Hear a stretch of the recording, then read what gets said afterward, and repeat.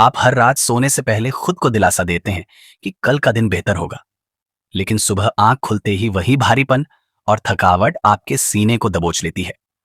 असल में समस्या यह नहीं है कि आपके भीतर इच्छा शक्ति की कमी है या आप कोशिश नहीं कर रहे, बल्कि हकीकत यह है कि आपका अपना ही दिमाग आपके खिलाफ एक अदृश्य जंग लड़ रहा है। हर बार जब आप सकारात्मक सोचने की कोशिश करते हैं, तो अंदर से एक कड़वी आवाज उठती है जो आपके बीते हुए कल के घावों को कुरेद कर रख देती है। हम इस घुटन को रोजमर्रा का तनाव समझकर नजरअंदाज करते हैं, लेकिन यह उस छिपे हुए दिमागी जाल का हिस्सा है जो आपको आगे बढ़ने से रोक रहा है। आज इंटरनेट और सोशल मीडिया इस मानसिक खींच को और गहरा कर रहे हैं, जहां हमारी अनिश्चितता को बर्दाश्त करने की ताकत हर बीतते दिन के साथ खत्म होती जा रही है। हम मानसिक स्वास्थ्य की बातें तो बहुत करते हैं, लेकिन जाने अनजाने हम उसी दर्द को अपना हथियार बनाकर खुद को एक बेबस पीड़ित की तरह पेश करने लगते हैं। अगर आज अगले कुछ मिनटों में आपने इस गहरे चक्रव्यूह को नहीं समझा, तो आप जीवन भर अपनी ही बनाई हुई एक ऐसी मानसिक जेल में कैद रह जाएंगे जिसकी चाबी हमेशा से आपके पास थी। आज हम प्राचीन पूर्वी दर्शन और आधुनिक न्यूरोसाइंस के उस गुप्त संगम को उजागर करने जा रहे हैं जो आपके सोचने और जीने के तरीके को हमेशा के लिए बदल देगा। जरा सोचिए एक ऐसे व्यक्ति के बारे में जिसके पास वो सब कुछ है जो एक आम इंसान का सपना होता है। बेहतरीन करियर, समाज में प्रतिष्ठा, आलीशान घर और एक खुशहाल परिवार। बाहर से देखने पर उसकी जिंदगी पूरी तरह से मुकम्मल और आदर्श लगती है, लेकिन जैसे ही रात का सन्नाटा गहराता है, उसके भीतर एक अजीब सी बेचैनी और असुरक्षा का सैलाब उमड़ने लगता है। उसे हर पल ये खौफ सताता है कि वो एक असफल इंसान है, कि बहुत जल्द उसकी कमजोरियों का सच पूरी दुनिया के सामने आ जाएगा और वो सब कुछ खो देगा। इस आंतरिक अशांति से बचने के लिए वो मोटिवेशनल वीडियो देखता है, खुद पर दबाव डालता है और कसम खाता है कि वो और ज्यादा मजबूत बनेगा। लेकिन हर सुबह की शुरुआत उसी पुराने आत्मसंदेह और मानसिक मलबे के साथ होती है जहां से उसने शुरुआत की थी। ये किसी एक इंसान की काल्पनिक कहानी नहीं है, बल्कि आज के इस आधुनिक और दिखावे से भरे दौर में जी रहे हर दूसरे व्यक्ति की असली दास्तान है। हम सब बाहर की दुनिया से तो बहादुरी से लड़ लेते हैं, लेकिन अपने ही वजूद के उस हिस्से से हार जाते हैं जिसे हम अपनी रक्षा के लिए पाल रहे हैं। जब हम इन नकारात्मक विचारों और आदतों को बदलने की कोशिश करते हैं, तो दुनिया हमें सिर्फ एक ही घिसा-पिटा रास्ता दिखाती है कि अपनी इच्छा शक्ति यानी विल पावर को बढ़ाओ और अपने स्वभाव से लड़ो। लेकिन जब हम प्राचीन पूर्वी ज्ञान की गहराइयों और आज के न्यूरोसाइंस के सबसे आधुनिक सिद्धांतों को मिलाकर देखते हैं, तो एक ऐसा सच सामने आता है जो हमारी पूरी समझ को हिलाकर रख देता है।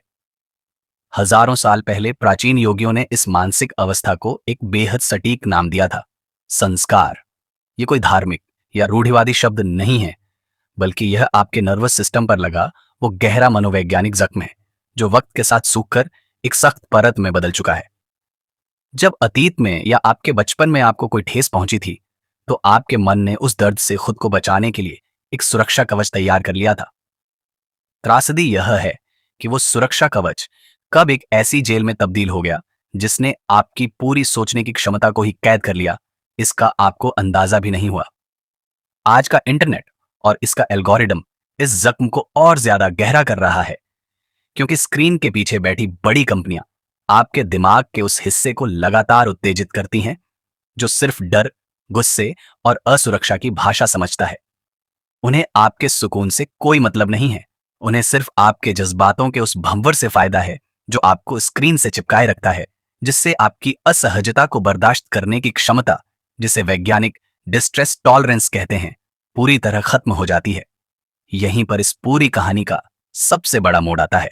हम आज थेरेपी और मानसिक स्वास्थ्य की भाषा तो सीख गए हैं, लेकिन उसका इस्तेमाल हम खुद को सुधारने के बजाय दूसरों को नियंत्रित करने और खुद को एक बेचारा पीड़ित साबित करने के लिए करने लगे हैं। हम अपनी सीमाओं यानी बाउंड्रीज का हवाला देकर अपने ही अहंकार को और ज्यादा बढ़ा लेते हैं, जिससे वो अंदरूनी जख्म कभी भर ही नहीं पाता। तो फिर इस मानसिक दलदल और अंतहीन चक्रव्यूह से पूरी तरह आजाद होने का वो असली रास्ता क्या है? सबसे बड़ा रहस्य यह है कि जब तक आप अपने नकारात्मक विचारों को बदलने के लिए अपनी इच्छा शक्ति यानी विल पावर की तलवार चलाएंगे, तब तक आप हर बार खुद को थका हुआ और हारा हुआ पाएंगे। इच्छा शक्ति की जरूरत हमें सिर्फ तब पड़ती है जब हम किसी ऐसी चीज से लड़ रहे होते हैं जो हमारे स्वभाव का हिस्सा बन चुकी है, जबकि असली बदलाव तब आता है जब आप उस स्वभाव को ही जड़ से बदल देते हैं। इसके लिए आपको अपने भीतर उठने वाले बुरे विचारों से नफरत करना या उन्हें जबरदस्ती दबाना बंद करना होगा और उनके प्रति पूरी तरह से सजग होना होगा। हमारे प्राचीन ज्ञान में इस परम अवस्था को शून्य या साक्षी भाव कहा गया है, जहां आप अपने विचारों के कर्ता नहीं बल्कि सिर्फ एक दर्शक बन जाते हैं। अगली बार जब आपके भीतर उदासी, गुस्सा या मायूसी का कोई बवंडर उठे, तो खुद से यह मत कहिए कि मैं उदास हूं, क्योंकि आप उदासी नहीं हैं। आप तो वो असीम चेतना है जो उस उदासी के उठने और शांत होने को एक शांत गवाह की तरह देख रही है। ठीक उसी तरह जैसे आप सिनेमा घर के अंधेरे में बैठकर स्क्रीन पर चल रही एक बेहद दुखद फिल्म को देखते हैं, भावुक होते हैं, लेकिन अंदर से जानते हैं कि आप वो फिल्म नहीं हैं और थिएटर से बाहर आते ही आप मुक्त हो जाते हैं। अपने भीतर के उस जलते हुए मलबे को बिना किसी शिकायत और बिना किसी निर्णय के सिर्फ एक दूरी से देखना ही न्यूरोप्लास्टिसिटी का वो जादुई क्षण है, जहां आपका मस्तिष्क शारीरिक रूप से खुद को दोबारा से एक शांत और स्थिर रूप में ढालना शुरू कर देता है। यह अंदरूनी यात्रा शुरुआत में थोड़ी कठिन लग सकती है, क्योंकि अपने ही हाथों से अपने पुराने भ्रम और पाखंड के महल को टूटते देखना आसान नहीं होता। लेकिन इस बात को अपने दिल की गहराइयों में बिठा लीजिए कि जब तक आप अपने भीतर के सन्नाटे में झांकने का हौसला नहीं दिखाएंगे, तब तक आप बाहरी दुनिया में चाहे कितनी भी सफलता हासिल कर लें, आपके अंदर का वो खालीपन कभी नहीं भरेगा। सच्ची आजादी किसी बाहरी परिस्थिति को बदलने या लोगों को अपने वश में करने में नहीं है, बल्कि अपने ही मन के उस गुलाम से मुक्त होने में है, जो आपको हर पल एक अदृश्य घोड़े से मारता है और डराता है।